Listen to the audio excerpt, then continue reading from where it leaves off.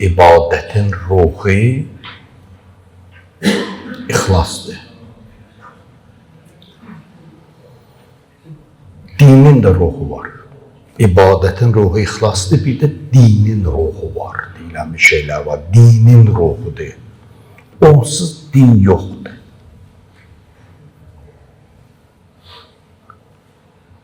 İndi kimə sual versə deyər, namaz, oruc, cihad, filan, hamısını bunu deyəcək, bilirəm. Amma Peyğəmbər başqa söz deyir. İmamlar başqa söz deyir, əzizlərim. Hədis oxuyumuz. Qalə Rasulullah sallallahu aleyhi və səlləm. La dinə limən la əhdə ləhu. Bir kəs öz əhdinə vəfa etməzsə, onun dini yoxdur.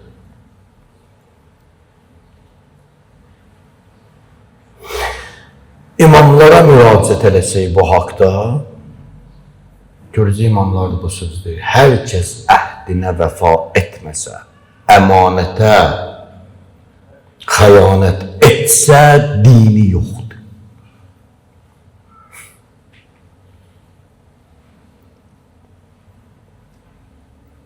İnsanın dininin üstün olmasını hardan biləyik? Ya Əbu Abdullah, ya İmam Cəfər Sadiq. Çox namazına baxaq, deyir yox. Uzun səcdələrinə baxaq, deyir yox. Çox oruç tutmağına baxaq, deyir yox.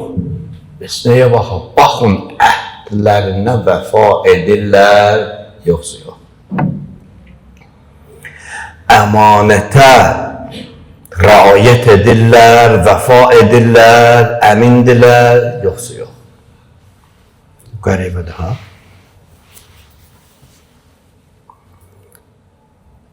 Allah Təbarək və Teala Quranda buyurur, əmr edir bizlərə, Ufu bi'uqud. Öz əhdlərinizə, verdiyiniz sözlərə vəfa edin. Söz verdinizsə onun arxasında. İnsanın mənliyini bildirir. İnsanın kişiliyini bildirir.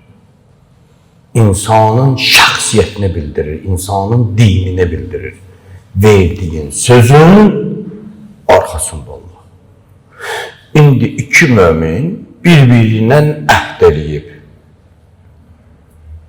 İkisi də danışırla buna son verməyənə kimi biri o əhdi poza bilməz, böyük xəyanətdir. Bəzən insan Peyğəmbərə, bir müsəlman, bir mömin Peyğəmbər ilə əhdləşir. İmam ilə əhdləşir. Bugün imam ilə əhdləşmə var, yoxsa yox? Hər cümə günü müstəhəbdir. Sübh namazından sonra əhd duasını oxuyasın. İmam-ı zaman Əcəlallah fərəcəhlə əhd eləyəsən. Ya imam, sən gələnə qədər yolumu gözləyəcəyəm, dinimdə sabit qalacaqam. Ya imam-ı zaman, sənin yolumu gözləyəcəyəm, son nəfəsimə qədər sənin zuhurunu gözləyəcəyəm. Ya imam-ı zaman, əhdləşir insan.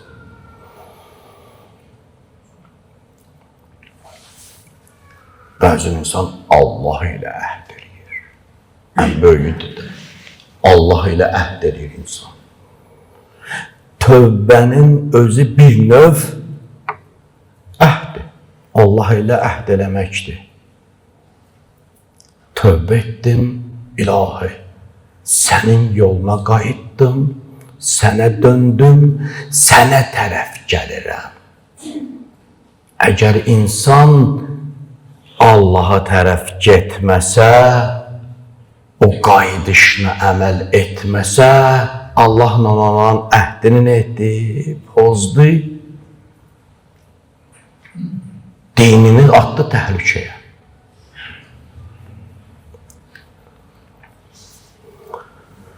Quran əhdi qoruyanlar haqqında gözəl bir dənə söz deyir. Bunun böyük izahları var. İnşallah akşam da məclisimiz olacaq. toxunaram o kəlmələrə.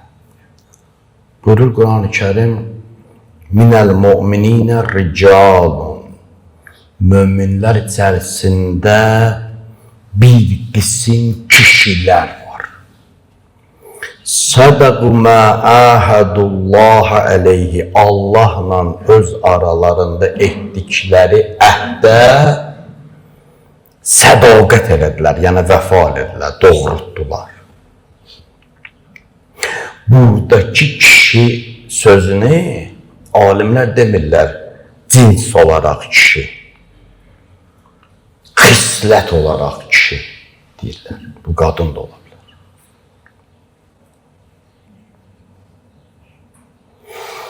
Kişiliyi İslam başqa cürə ölçür. Deyir, kişi odur ki, nəfsini dizin altına qoyar. Kişi odur ki, əhdinə vəfa eləyə. Belə göstərir də. Demək ki, möminlərdən bir dəstə var idi, bir qism var idi. Minəl mu'mininə ricalun. Kişilər var idi möminlərdən bir qism. Allaha verdikləri əhdə sədaqət elədilər.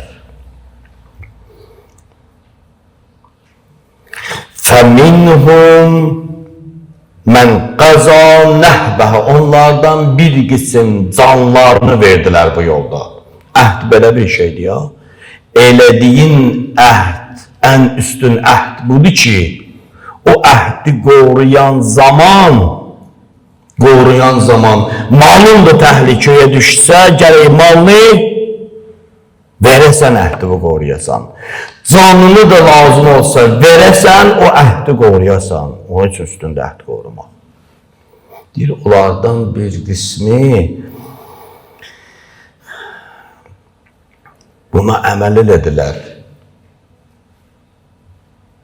Öz əhdlərini əməl elədilər. Canlarını verdilər, şəhid oldular. Və minhum yəntəsir. Onlardan bir qismi də yollarını gözləyirlər, gözləmədədirlər. Yəni, həmin o yolun üstündədirlər və yollarını gözləyirlər. Bu hədis, bu ayət çox yerlərdə işlədilib. İmam Hüseyin əleyhissalam 7 dənə şəhidin başının üzərinə getdi, bu ayəni oxudu. Yəntəzir özü idi.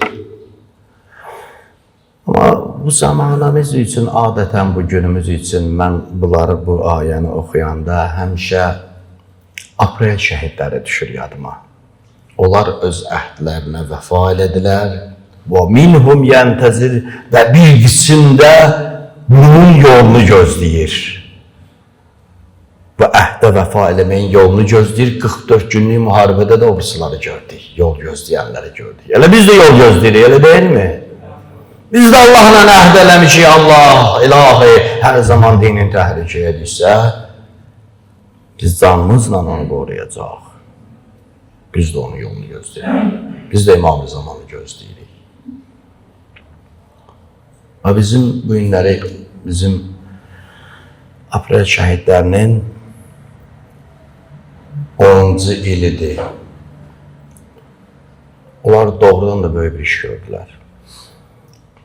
Mən xatırlayıram o dövrlərdə ki, artıq millətin, xalqın ruhu ölmüşdü.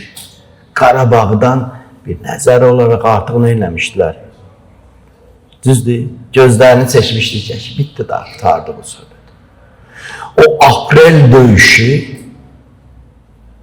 aprel şəhidləri millətin ruhunu diriltdilər, dirçəldilər.